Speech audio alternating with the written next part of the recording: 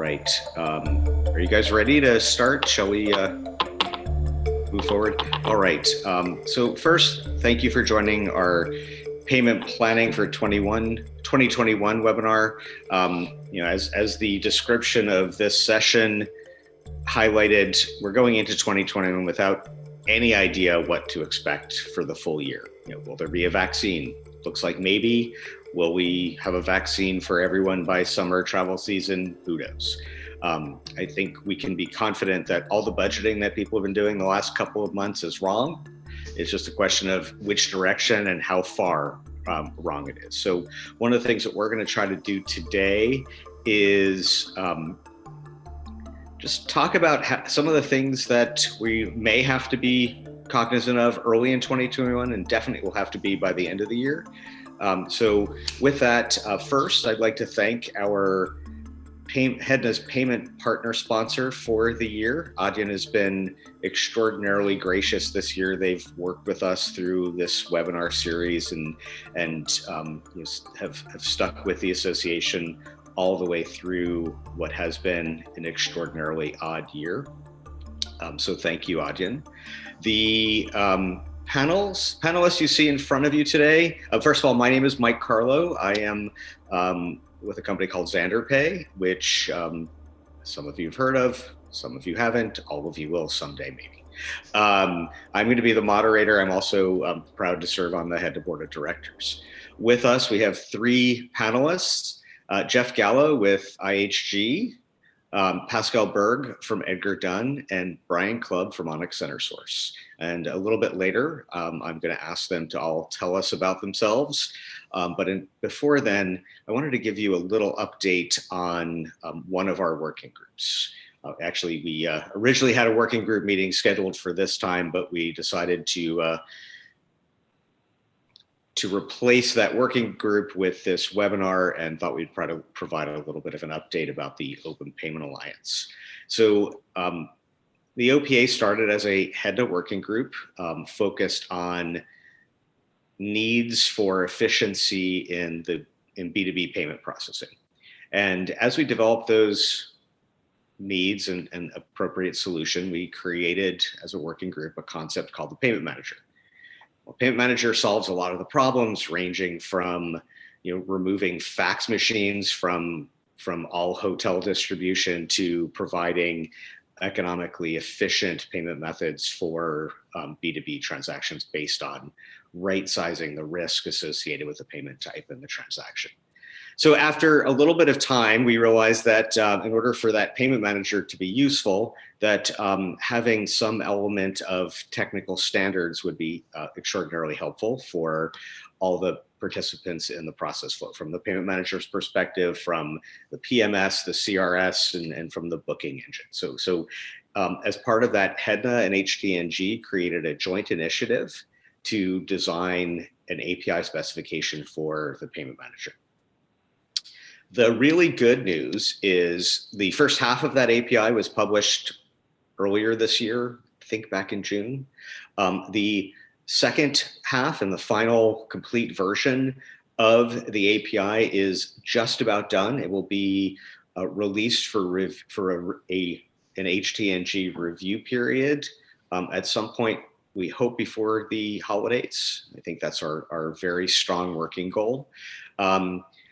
And that really has the opportunity to revolutionize our industry. The primary focus is to decouple payments from the booking flow so that efficiency can exist. The role of Hedna going forward is going to be to promote adoption through education, identifying use cases, and really figuring out ways that we can use these tools, specifications, to facilitate easier transaction flow and really make the guest experience at the front desk as easy as possible. So that is our aim. That is where we are at. Just wanted to provide a quick update. If you have been involved with the Open Payment Alliance thus far, expect some notification of the technical standards very shortly. If you haven't been involved, you can go to the Hedna website, and there's a working group tab, and there's an Open Payment Alliance registration. Send us your email address, and we can send you all sorts of information. So with that, that is my quick update on the Open Payment Alliance. We would now like to transition to our panel. With that, I am going to ask our esteemed panelists to tell us a little bit about themselves, and I'm going to go in reverse order and ask Brian to start off, if you may. Hey, you switch things up a little bit there. So it's great to meet you all over the phone through Zoom in this time of uncertainty, but I think there's a lot of opportunity moving forward. Brian Clubb with Onyx CenterSource. I lead our product management and marketing team. I'm based out of Dallas. Been with Onyx for about 2 years now. Prior to that, from the payments and business intelligence space in multiple verticals. So it's great to be here, and thank you for your time. Thanks a lot, Brian. Pascal? Sure. My name is Pascal Burg. As you can tell, I'm a French national. Used to be based in the US, but now based in France. I'm a director at Edgar, Dunn, a consulting firm focused on payments. I run our travel payment practice, so been involved with Mike and with Hedna for a while, trying to help hotels and many other clients on payment related issues. So very pleased to be on this panel today. And I know usually Mike asks us for a personal hobby, so I'll tell you mine. Brian, we didn't know yours. But in my case, it's cycling. So you can contact me either to talk about payments in travel or about cycling, and I'll be very happy to talk to you. Brian, would you like to, thank you, Pascal. Brian, would you like to add a hobby to the discussion? I think it's being a teacher of 4 kids and a principal and navigating the remote education. Absolutely. But I like to travel. That's my passion. Hopefully you'll be able to do that again soon. Yeah. And Jeff, what about you? I'm Jeff Gallo, Director of Global Merchant Services at Intercontinental Hotels Group. I've been in the payments industry for about almost 15 years now, with both the acquirers and the issuers. And thank you for allowing me to be on this panel. It's a pleasure. And do you want to share a hobby, given the wall behind you, perhaps? Oh, yeah. Yeah, hobby, anything sports. I love sports. So anytime I can join a sporting team or watch football, baseball, it doesn't matter. I'm all for it. And Jeff and I share an affinity for the Los Angeles Dodgers, who, thanks to Brian's home city, won the World Series a couple months ago, for those of you who didn't remember that. Thanks so much for the intros, guys. Jessica, if you'd like to take down this panel, we can see everyone's full face now.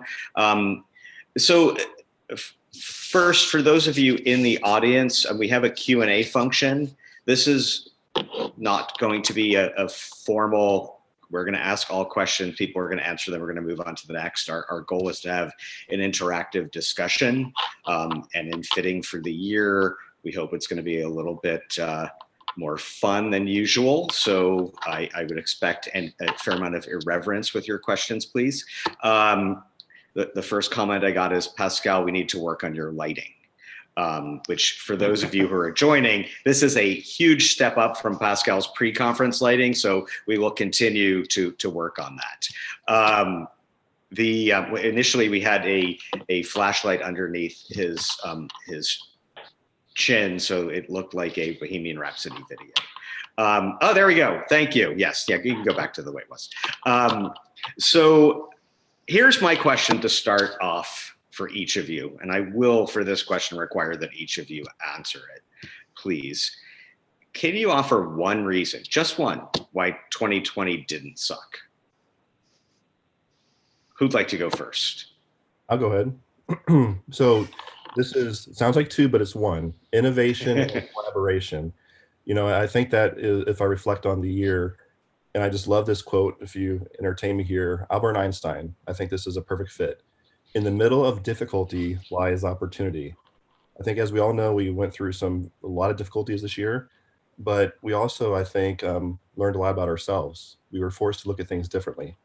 So I think one thing that I learned a lot, and didn't suck in your words, is around collaboration and how the market came together in various areas such as data and collaborated For example, my one example is the Skift Recovery Index, and how numerous companies came together and helped provide their data to give a perspective on recovery. So I think innovation and collaboration, I'll kind of combine those into one. Thank you. I think that is actually a good positive thing to come out of this year. Jeff, would you like to join us next?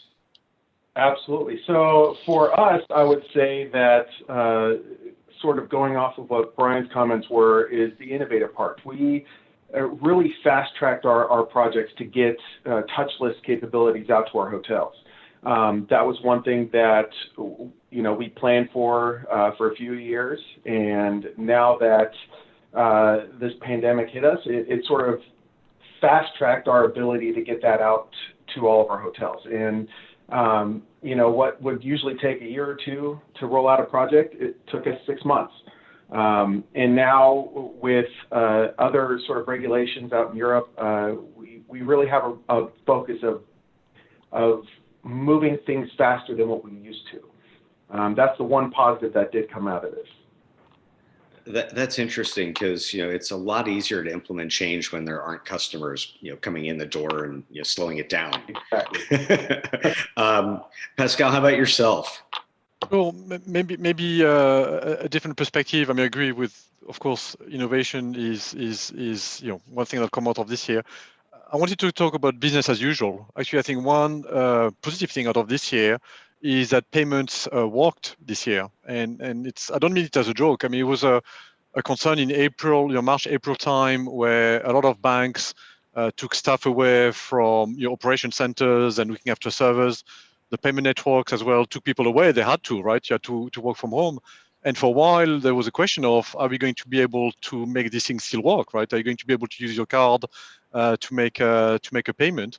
And everything worked. It worked fine, even though in some cases there was maybe a tenth of the people in the operation centers. Another example, in countries like France, there was a lot of pressure to increase the threshold for contactless payment. In France, it was 30 euros. And there was a lot of pressure to increase it to 50. And the bankers were really worried that if you tweak that at the time when there are not many people in the IT departments and the operation centers, is it maybe the worst time possible to make this kind of change? What about if the whole system falls down? Well, it didn't. The payments worked. So we take it for granted. But actually, the ability to make sure the machines worked, I think, was a victory for people in the industry. That's interesting because I'm curious as to your opinions. I think it's consistent with what you've said, but it seems as though the pandemic accelerated rapidly some of the changes that were already ongoing. Like, I've not touched a dollar bill since February 15th. I was in Europe the last 2 weeks in February, and I still had euros in my wallet until April. And Pascal, are you seeing that sort of the lack completely. of Completely. I mean, there are some countries where the usage of cash was going down fast already. If you look at Sweden, if you look at Australia, the usage of cash was going down already, but it's increased. I mean, in Australia, they increased the contactless limits to $200, $200 Australian, which is about $150 American.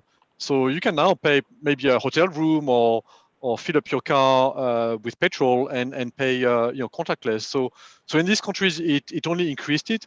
But even in countries like Germany, that are historically very cash-centric societies, because consumers love paying cash. When we had another webinar with one of your colleagues from Deutsche Hospitality that confirmed that even in the hotel sector in Germany, they saw a huge uptake of contactless payments compared to last year.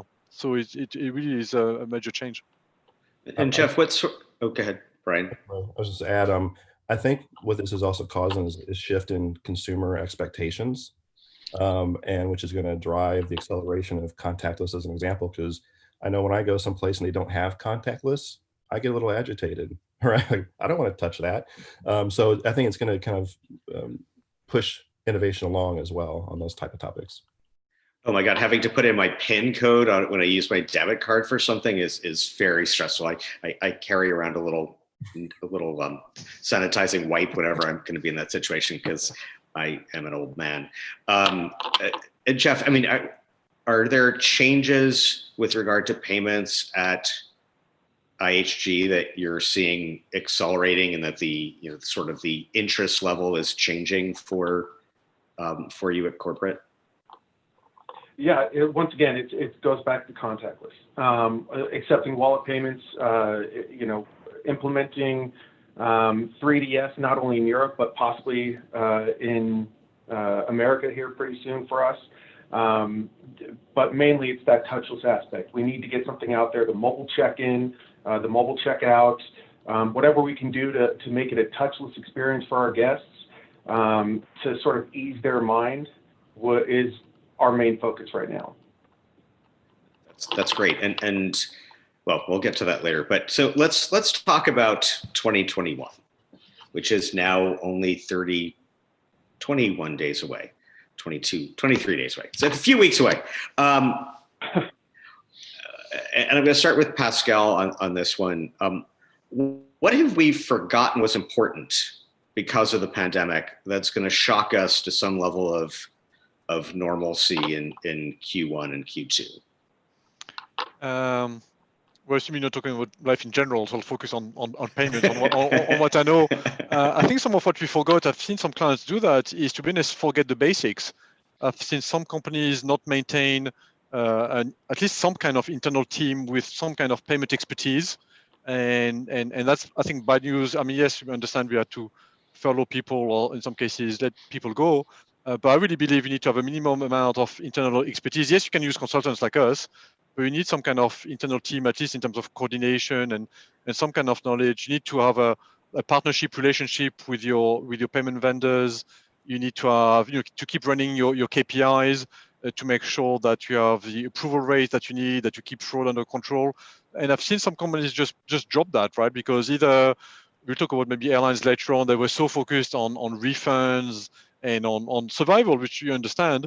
But if you drop that, it might be a hurdle to really help with a rebound, and then you might be in bad shape next year, right? When hopefully volumes will come back. So I would say keeping the basics is to me what's so important, that I've seen drop in some cases. That's a very interesting point. I mean, I know that from our perspective during the summer, it seemed that 80% of our contacts at hotels were either on furlough or gone forever, and that's sort of a sad thing. But we're going to look forward to 2021. Jeff, what do you think will shock us when we get back to a good amount of customers flowing through the system early next year? A lot more of e-commerce transactions. People, that sort of sparked it. A lot of prepaid stays, a lot of changes that I believe hotels will make as far as accepting payments now, but at the same time, allowing the refunds to go through. But I do think that a lot more just overall e-commerce transactions will be expected. Do you see that as, a lot of the larger brands had invested in an e-com strategy and direct bookings prior to the pandemic? I mean, back to our earlier discussion about accelerating changes already underway, are you seeing that that's a likely trend as we recover? Yes, and the need to fight fraud. That is one thing that, even though the e-commerce transactions come through, I think finding ways to reduce the fraud numbers is something that will also be a huge focus, at least for IHG. And that is another positive thing that is going to be coming out of this situation. Yeah, it'll be great to actually have fraud again, won't it? And Brian, to you, what do you expect to be shocked by as we get back to normalcy?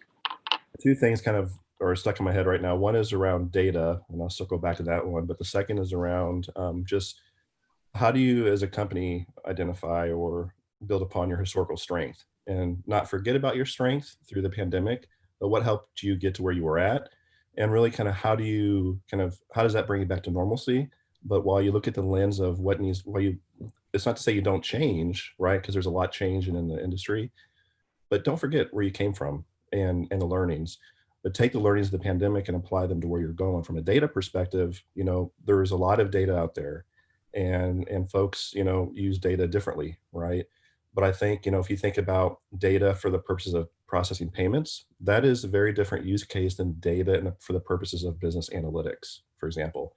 So as you kind of reflect on the data you might have from a payment perspective or any other data source, what are your new insights you need to glean in the new world? What can you learn from your data, and how do you, build upon your data foundation to move forward? One thing that I think folks will kind of wrestle with a little bit, but help get you back to normalcy, is when you apply things like machine learning and artificial intelligence to your data to get various insights and predictions. How has the pandemic, adjusted those machine learning algorithms, right? Things of that nature. So the point is, don't forget about your past but pivot for the future. But also, I think data is central to how you get back to normalcy. It's stick with facts and ensure that your data is clean in a way that it can help you get to the use case you need to get to. Yeah, it's interesting. As you were saying that, I was thinking, okay, so really, if you're in a sales or business development capacity and you're sort of looking at 2020, you want your bonus to be calculated based on year over year improvement this year. And that's a way of using data in a way that people probably won't will benefit from. But there's going to be the reason I bring that up is I think the next year or two is going to be so challenging to do comparative data because of what happened, and I think that's going to be a challenge for folks. Pascal and Jeff. Just on that point, Mike, maybe to go back to what Jeff was mentioning about fraud and what you just said about how to look at the past. I think the two are related, right? So what we're hearing from some clients is that fraud patterns look very different. So the way you may have done fraud prevention before, if you had a business rules or some kind of algorithm, you see very different patterns. So for instance, a lot of airlines told us that they saw a lot of cases of double dipping, where a consumer may have asked a refund from the airline and then initiated a chargeback, from the issuer to try to get the money back twice. Well, that's a case of fraud, right? I mean, it's first-party fraud, but it's still a case of fraud or voucher, related fraud. So I think it goes back to your point of the patterns of what we saw in the past are likely to be different. So we're going to have to either update our teams or logic to prevent fraud from happening. Well, that's interesting, and the flip side of that will be sort of inventory management and revenue management is going to have a very difficult time in 21 and 22.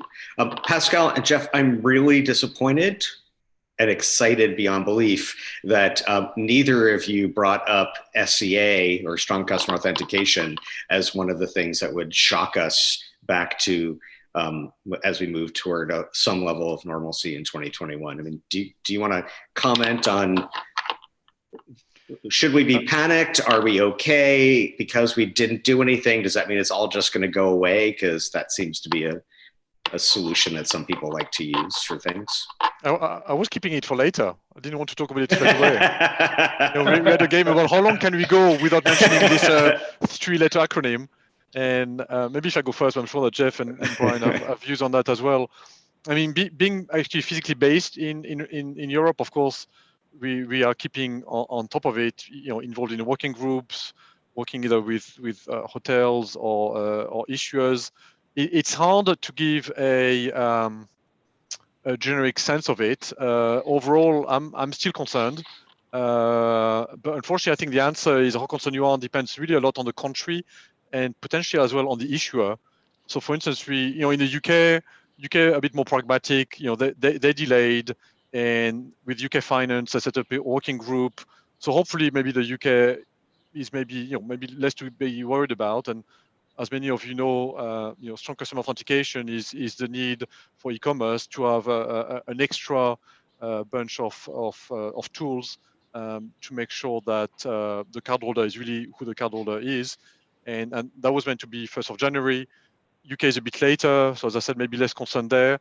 But when you look at countries like Belgium, France, they've started doing soft declines already. Today, this is already in place. So as a hotel, for your high ticket amount, you might already see some transactions in Europe that are being soft declined because maybe you're not doing any 3D Secure, for instance. So it's happening today, very small amount, but it's going to to ramp up.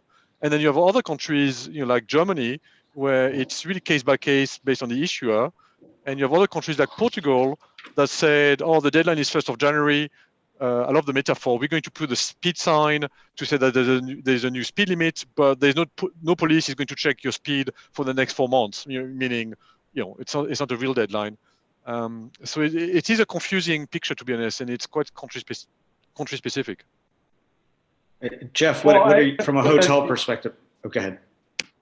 Well, I was just going to say, from a hotel and merchant perspective in general, is if the issuer isn't ready, that's fine for us if we already implement 3DS, because now the liability falls on them when it comes to fraud. So, we haven't, as far as our numbers are concerned, we've already implemented 3DS in Europe, and I know the biggest concern is sort of the guest drop-off during the reservation process, and we haven't seen that. We haven't seen a huge number. We've seen a lot of fraud being eliminated, but we haven't seen a lot of drop-off from the reservation process. So I personally love the fact that 3DS is being implemented, and I hope it gets implemented, in America especially. But I know it's all about the consumer adoption. How well are they going to accept having to go through that extra step? But I think it is, from a merchant's perspective, it's desperately needed to eliminate that fraud. Brian, from a GDS booking and hotel commission perspective, I mean, are you expecting much impact in your business, or is it really just providing solutions for your customers? Yeah, no. So start my New Year's resolution off early, and I was not going to talk about this topic, but I'm joking. No, I think that it all ties back to, what was mentioned, the consumer. But I do think that from a consumer payments perspective, and from all the constituents on this phone and the industry as a whole, I think, to Pascal's earlier point, it's very fragmented in terms of deadlines and so forth. How do we as an industry come together and really kind of help push whatever our recommendation is in terms of timing and so forth? I know that's harder said than done, or easier said than done, but my point is, it'd be a journey, and it just like, Chip going to the US, and why not there, or why in Europe, and vice versa.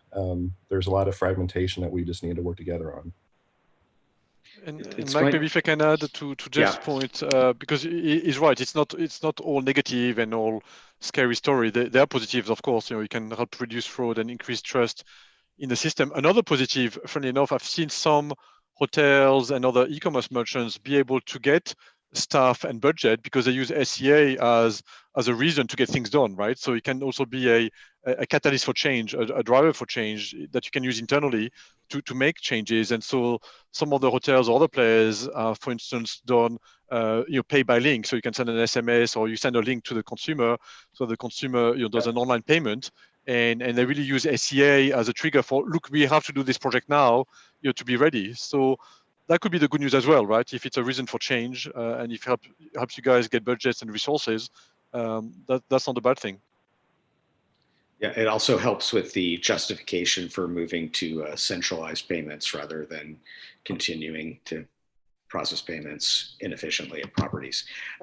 So before we go on to another topic, we do have a question from the audience, and I'm interested in it. And let's start with Brian, and then we'll go to Jeff and Pascal. Maybe you can answer this question on behalf of some of the clients you've worked with, pending NDAs and all that. Brian, you said earlier, innovation. You started off the discussion with innovation, something that 2020 required from everyone. Can you give an example of something that COVID caused you to innovate or improve that you're excited to use when things do return back to some semblance of normal? Yeah, I think there's one thing I'll say that Jeff mentioned is it's not just about how you innovate and what is the end thing you create or process or technology, but also how fast you get there and how you innovate to get places faster. I think the learnings we have in terms of how we can progress and move quicker, speed the market, speed our own internal efficiencies is almost as important or more important than what it even is the end thing. We can move much faster. A specific example besides agility, if you will, would be two things. One is around contactless payments and really rushing to get out there and how we can add additional payment capabilities to our wheelhouse, such as virtual card as an example. But second would be around the topic of data I mentioned before. And we really dug into our data this year more than ever before. And how do we bring it, and we brought it together in a way that we never have in terms of normalization to create analytics and so forth. So it's really that the data component on this topic is really going to help us moving forward, not just ourselves, but we had a lot of conversations with our clients. And how do we tease out data within our own systems to provide them insights, but also take other third-party data and aggregate, bring it together to create these new views. So I think there's a lot of opportunity there for the future. Thanks. And how about you, Jeff? I mean, I'm going to guess there's something related to touchless payments, but anything else you want to share too? Just the change in our strategy when it comes to payments. We had a massive change in how we thought we were going to implement all of these innovative ways of payments at the hotels, and that has really changed to more of a 6-month time period of we need to get things done, and coming out to market with things, and then also sort of optimizing it, not just coming out with the product and living with it, but improving it very quickly. And as what Brian was saying earlier about machine learning, that is something we are looking at as well, is trying to implement some kind of some AI technology and using the data to better position ourselves with how we can innovate even further. Yeah, it is kind of remarkable how much you adapt when you're faced with survival. And, a lot of we've always talked about on these calls about centralized payment being the right thing to do for hotels for a whole host of reasons. And the biggest impediment was always inertia. And, inertia did not exist in 2020. And so when we go back to things that didn't suck for 2020, I would say my answer to that question, if I were asking it myself, and I am now, is inertia died in 2020. So Pascal, a little bit of a different spin on the question for you. And what are you seeing as far as innovations that you think will change the industry in the coming years? Years. Well, I can give you examples. I mean, it's maybe not leading edge, but things that have definitely been sped up because of COVID. A lot of travel suppliers were not doing something as basic as card on file. Getting the card from the customer, keeping it safely on file, so that you can do future purchases or one click. And we've seen hotels and airlines and others increasingly try to do that for use cases that can be quite surprising. So I don't know if you saw.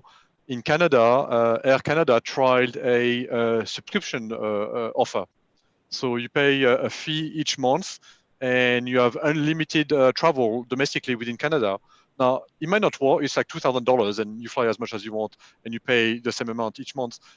I don't know whether it's going to be adopted or not. They're trying. That's the point. Innovation, you try something, you see if customers pick it up, but payment has to enable it, right? So players like that need to now be able to do card on file, which has been around for 10 years, but a lot of travel suppliers were not doing it. The same with installment. Of course, installment has existed for a very long time, but a lot of the installment projects have been sped up by hoping that it might help with the rebound, right? If you tell customers, buy now, but maybe you can pay over 3 or 6 installment, maybe you can help generate some demand as soon as borders open up and and people can can travel again. So I'm not sure that these are kind of brand new ideas, but in terms of trying to do them and do them in a touchless manner, avoiding any paper, any forms, even PDF files and so on, but really trying to make it as seamless and digital as possible, are definitely where a lot of our clients are spending their energy. I think that's a great point. And as I sort of mentioned in the intro about the Open Payment Alliance, that to me is an innovation that is going to have a profound impact for B2B payments over the next couple of years. It does provide a framework to allow for a more efficient centralized payments for the brands. Honestly, that project is, Pascal, you co-chaired that with me back in, what was it, 2017, where we started that? Yes. So it's definitely not moving at the speed of sound or the speed of light, but I think that the receptiveness of the participants has increased dramatically over the course of the past year because of this need for survival. I think that, I'm sorry. Go ahead, Brian. Real quick on Pascal's comment around his example. Is something I think important to consider as we're doing our 2020 plan, 2021 planning and budgets is you don't always necessarily need to earmark a bunch of money to build something new, right?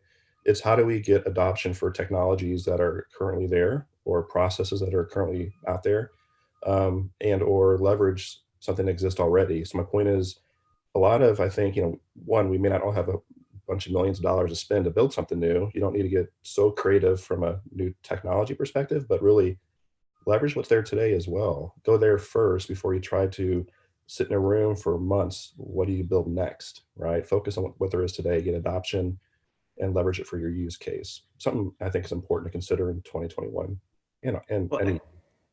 I think that that's a great point back to your original concept of collaboration. One of the things that Hedna is trying to promote is the adoption of these standards. And the reason we're doing that is because we had over 50 different Hedna members involved in the design of the standards.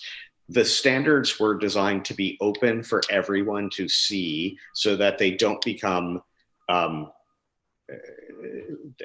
proprietary, so that everyone's creating their own system. The end result is we want the guest experience and the front desk experience to be the same regardless of the payment flow.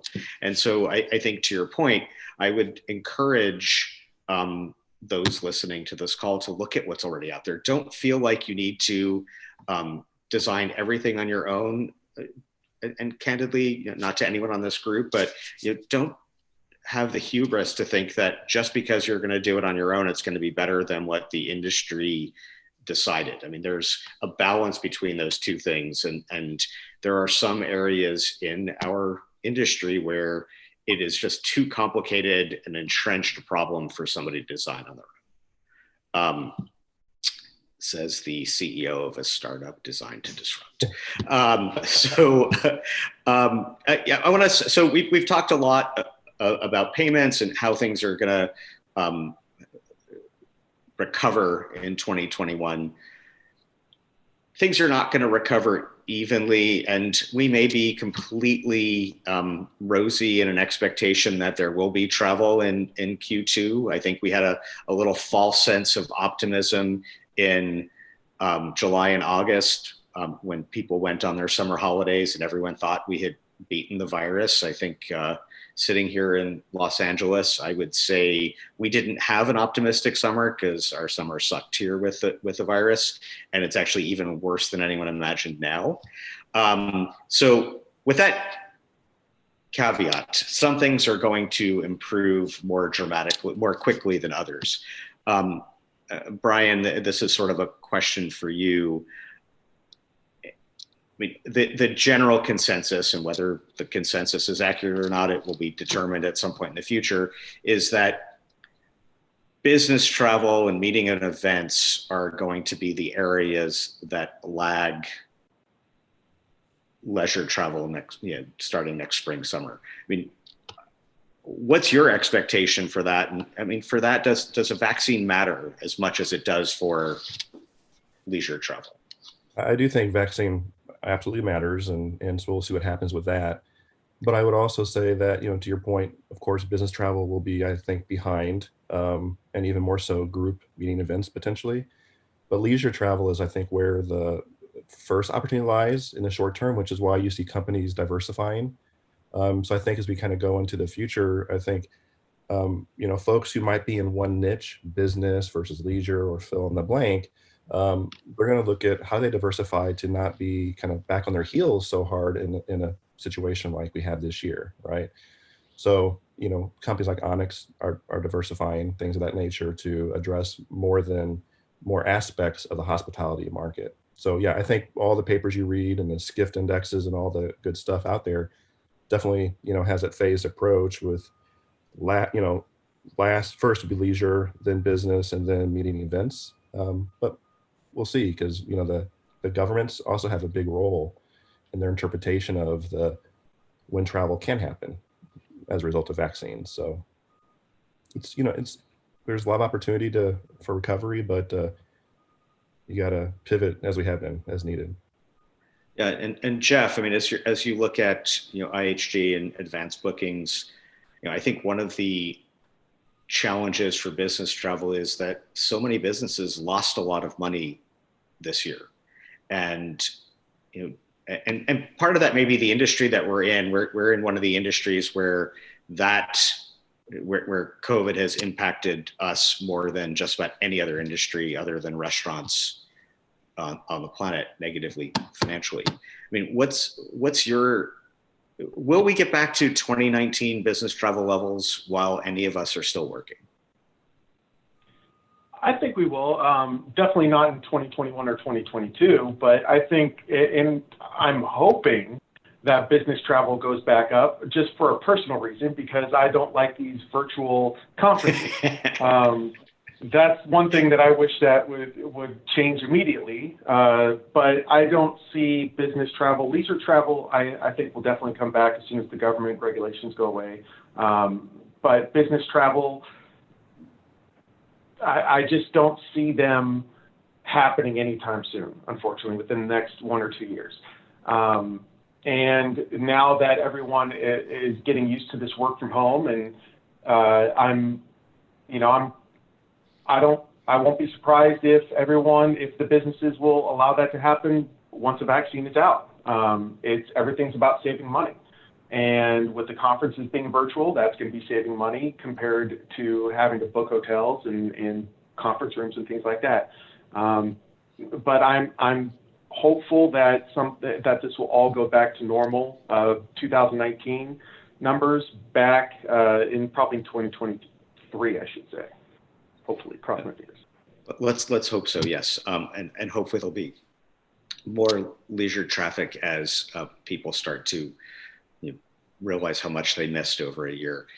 From a payment perspective, Pascal, if I don't know, let's say you're a consultant in payments, if you could pretend that for a few minutes. That's right. If you were advising the executive team of a major hotelier on payment strategy for 2021 and 2022, acknowledge with the assumption that business travel is not going to be a growth area until 2023. If that executive group of an airline, a hotel wants to focus their payment strategy on maximum efficiency with regard to leisure travel, what would you recommend? And you can charge us you can charge us $800 an hour for this answer. And how long but you have a minute. Well, if I had to summarize it, maybe in one word, I would say localize or customize, right? I think what I've noticed compared to other industries, e-commerce or airlines, a lot of the hotels are still maybe a bit too generic in their payment thinking. So if you really want to optimize your revenues on the revenue side, especially, you need to look at the basics, local forms of payment, your local currency, maybe in some cases working with a local acquirer to get the highest approval rate. So trying to do everything you can to make sure that payment does not become a friction or a hurdle, right? And And if you look at the best-in-class e-commerce merchants, conversion rates can vary by 5 or 10%, depending on how good a job you do with payment. So you'd be on the good side of that, especially on the consumer side. So again, fairly basic advice, but I've seen a lot of hotels not follow that, partly, as you said, Mike, because a lot of it is maybe not done by central payment, but it's also an awareness that cards are key, but it's not only cards. And look at the basic, as I said, local currency, sometimes working with local acquirers. So these are not really new things. Going back to what Brian said, it's not necessarily doing the next blockchain and massive reinventing the wheel. A lot of it is optimizing existing tools and most likely existing relationships that these hoteliers have. That's great. And I think that was 2 minutes. So at your hourly rate, I think we're done now. Just kidding. Pascal's very, very affordable and the value is significant. So my last question for each of you is, as we look forward to 2021, what are the things that hotel payment people should really start worrying about now? And we can give ourselves a couple weeks during the holidays to de-stress from 2020, and come January 4th or so, what are the areas that we need to really be ready to hit the ground running?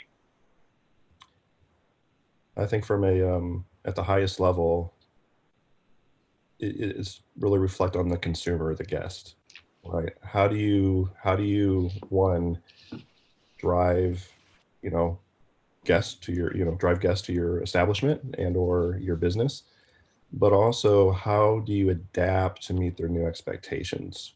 From 2 points. One is the payments perspective is really, you don't want them to even think about a payment. That's the goal. They don't even think about it. Card on file, prepay, whatever. Make it easy, localize, things of that nature. But secondly, we got to mention is there's a new expectation with things like cleanliness, right? I hope they never change airplanes to be the way they were before. I love the fog machines. They clean everything nice, So I think it's all about the consumer, be it from a ease of doing business with you and wanting to get you in their doors or them in your doors. The payments will follow, I guess is my point. Just make it as simple as possible. Thank you. Jeff? I think the biggest challenge will be money-wise. With less bookings, having the money to innovate as fast as we want to. That is something that, relying more on our partners and our vendors rather than taking it on ourselves, rather than building it in-house and trying to be more efficient, but lean more on our partners and see what kind of products that are already out there, to Brian's point earlier, and really utilizing that to save money and use that extra savings to go to market faster than what we used to. Perfect. And Pascal, you will get the last word on 2020. No pressure. Well, maybe I can look back with your title for this webinar, Mike, which I thought was very good. I would say my key takeaway is you need a payment plan. That's what you need, and I'm serious. So what are the KPIs you really want to optimize? Next year, is it your approval rate on cards? Is it your fraud rate? What are your KPIs? And then what's the plan against that? And as Jeff said, that's even more important to have a proper plan for next year, because you're likely to have maybe limited budget, limited resources. So you need to make sure that whatever your projects you end up doing, whether it's some of the basics we talked about, card on file, SCA compliance, or maybe some new sexy feature, that you do them in the right sequence, that you do it with the right payment partners, PSPs and acquirers. So having a thoughtful plan, I think, is even more important this year than previously. So I thought it was a great title for your webinar, Mike, and that's how I would look back here. Well, thank you. And I will tell you that the title was not so eloquently created. So appreciate the last word in 2020. To each of the panelists, thank you so much for your time today and in preparation for this. To Hedna's team in Minneapolis, thanks for the technical guidance. To Adyen, thank you for sponsoring this series. And with that, I will wish everyone a safe and healthy holiday season. And we have our Hedna at Home Fall Edition starting, I think it's January 26th. So we will see you back online then, and then hopefully we'll do some in-person meetings later in the year. So with that, goodbye everyone. Goodbye 2020.